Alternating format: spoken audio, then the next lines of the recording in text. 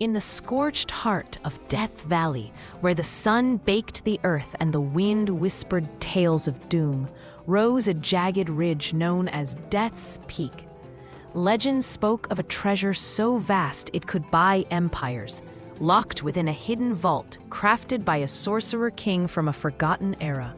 No man who sought it had returned alive. The ridge was cursed, guarded by 7 enchanted trials, each a labyrinth of magic and cunning, designed to shatter the boldest of souls. Eric Hunter, a weathered adventurer with a mind sharper than a Bowie knife, lived for such challenges. In a dimly lit Nevada saloon, an old prospector, his face carved by years of desert hardship, had shared the tale over a flickering campfire. A vault brimming with gold, jewels, and relics, sealed by mystical barriers that tested wit over strength. Eric's blood surged with ambition. This was no mere hunt. It was the score that would etch his name in legend. With his leather satchel packed with tools, a tarnished brass amulet, a sturdy crowbar, and an oil lantern that burned without end, he mounted his steed and rode into the desert. On the 7th day, he stood before the towering shadow of Death's Peak. Eric dismounted, letting his horse graze on the sparse desert brush. The ridge loomed, its craggy face silent and menacing. The prospector's words echoed. Deep within lay a vault, protected by 7 trials, each a riddle woven with ancient sorcery. Eric had outwitted bandits in Tombstone, dodged traps in Mayan temples, and unraveled secrets in forgotten mines. A cursed ridge wouldn't stop him. He scanned the rocky terrain, seeking the sign the prospector had described. A boulder shaped like a hawk's head, the key to the vault's entrance. His heart pounded, not with fear, but with the thrill of the hunt. This wasn't about glory. It was about the treasure that awaited. The ridge was deathly quiet, devoid of coyote howls or rustling winds, wrapped in an oppressive stillness. Eric climbed the slope, his boots grinding against gravel, his eyes sharp for the hawk-shaped boulder. Doubt flickered in his mind, but he crushed it. "Cowards die in saloons," he muttered, his chest swelling with defiance. After a winding ascent, he found it.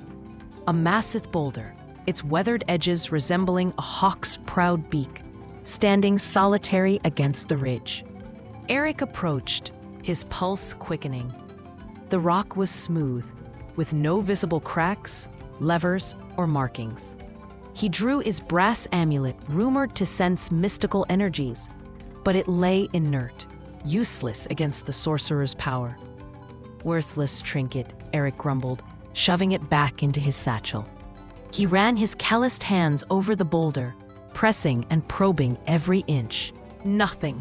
Frustration boiled within him. "I didn't cross this blasted desert for a dead end," he growled. In a flash of anger, he slammed his boot against the boulder's base, the impact echoing through the stillness. The ridge trembled, a low groan rising as if the earth itself stirred. Dust rained down, and the hawk-shaped boulder split cleanly in two, revealing a dark, yawning passage descending into the peak. A chilling voice, deep and otherworldly, boomed from the shadows. "The first trial is broken. Enter, mortal, but know this: each step forward courts death." Eric's lips curled into a smirk. "I've danced with worse." He lit his oil lantern, its flame casting a steady, golden glow that never wavered, no matter how long it burned. Stepping into the passage, the air grew cold, the walls closing in as he descended into the heart of Death's Peak. The tunnel twisted deeper, its jagged stone walls carved by time or magic. Eric couldn't tell. His lantern's light revealed a stone archway ahead, blocked by massive granite slabs etched with faint, arcane runes. He studied them, his mind racing. The prospector had warned that the trials were cunning, designed to outwit the greedy and the rash. Eric tapped the slabs, expecting some reaction. Nothing. He drew his crowbar and tried prying them apart, muscles straining against the unyielding stone. They didn't budge. Sweat beaded on his brow, the air heavy with the weight of the unknown. "There's always a trick," he muttered. The first trial had opened with a kick. Perhaps this one required a similar spark. He examined the runes, their shapes twisting in the lantern's glow. On a hunch, he held the flame closer, letting it lick the stone. The runes flared, and the slabs shimmered, then crumbled to ash, as if consumed by an invisible fire. The voice echoed, "The second trial is broken. Fire unmakes stone." Eric grinned, wiping the sweat from his face. 2 down, he pressed deeper, but the air grew thick, heavy with an unseen menace. Unnoticed, a spectral beast took shape behind him, its form towering, with arms unnaturally long, claw-tipped fingers stretching toward his throat. Eric's instincts, honed by years of danger, prickled. His boot caught on a jagged stone, and he stumbled, crashing to the ground. The beast's claw swiped just above him, missing by a hair. Eric rolled, his lantern casting wild shadows as he glimpsed the monstrous figure lunging forward. It struck a sealed stone door ahead, its claw grazing the surface. A deafening crack split the air, and flames erupted, engulfing the beast. It shrieked, its form dissolving into ash. The door groaned open, revealing a new passage. The voice spoke. "The third trial is broken. Fate has spared you, mortal."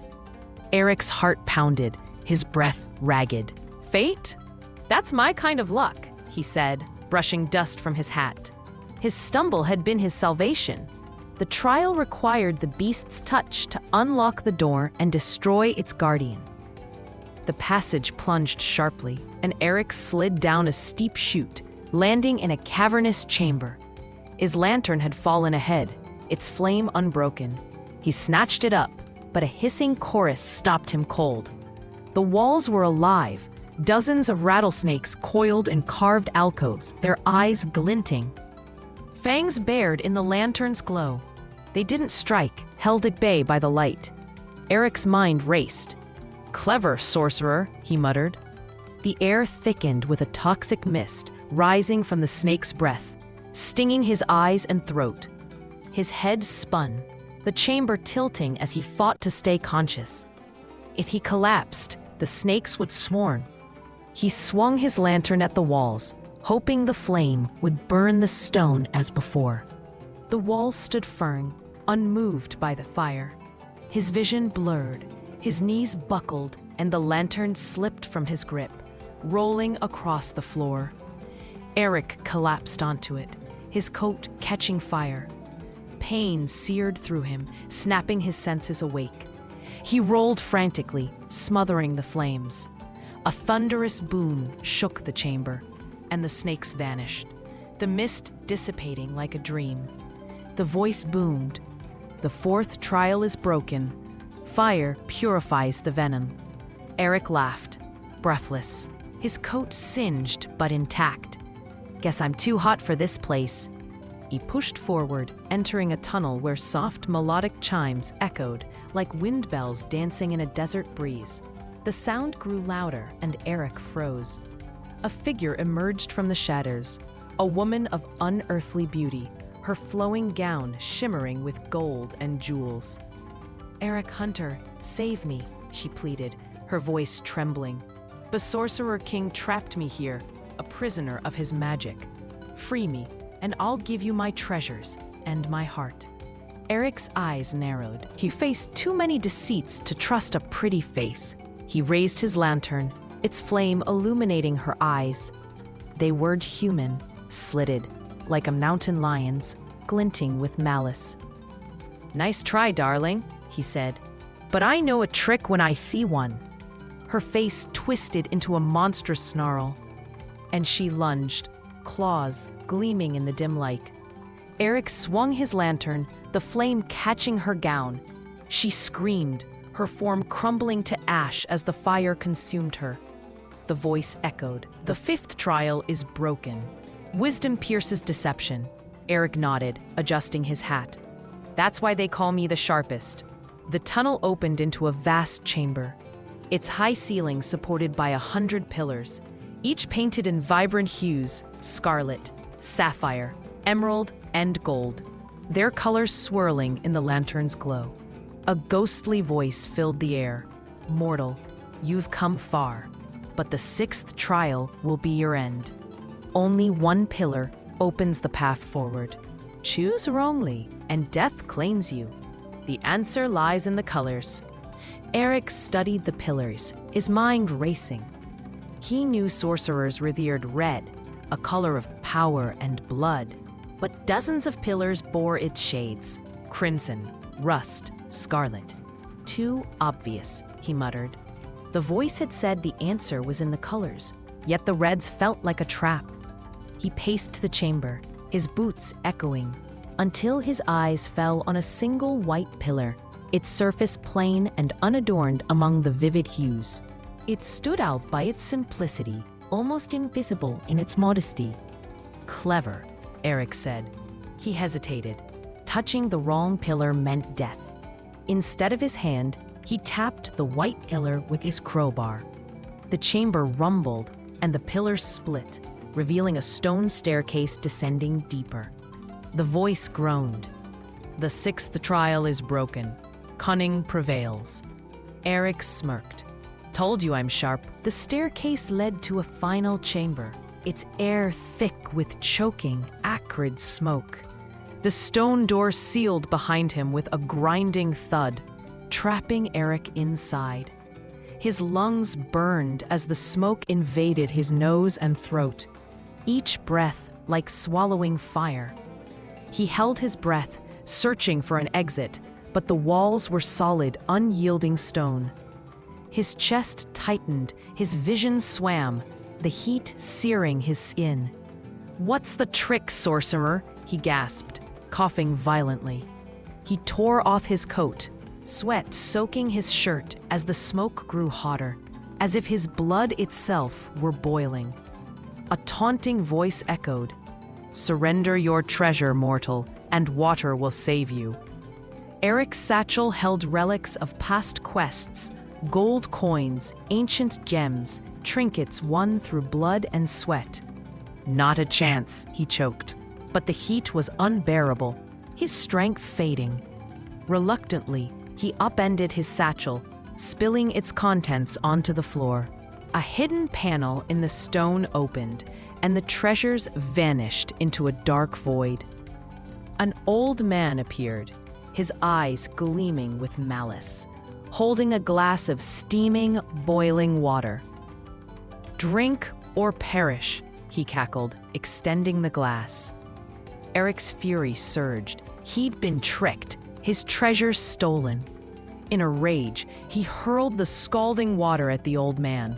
The figure erupted in flames, his screams echoing as he burned to ash. The smoke cleared, and the chamber dissolved. Eric stood in the open valley, his horse grazing nearby, surrounded by piles of glittering treasure, gold, jewels, and relics beyond imagining. The voice wailed, faint and defeated. "The seventh trial is broken. Defiance conquers greed." Eric had outwitted the Sorcerer King. Eric Hunter, the sharpest adventurer in the West, had conquered the 7 trials of Death's Peak. Each barrier, each cunning trap of stone, fire, beast, venom, deceit, color, and greed had fallen to his wits and will. He filled his satchel with the Sorcerer King's riches, the weight of gold heavy on his shoulders, and mounted his horse. The cursed ridge stood silent behind him, its secrets plundered. Somewhere, the sorcerer's spirit wept. Its ancient treasure, now in the hands of a mortal. Eric tipped his hat to the fading sun, a grin spreading across his face. The west was wide, and adventure called. Death's Peak was just the beginning.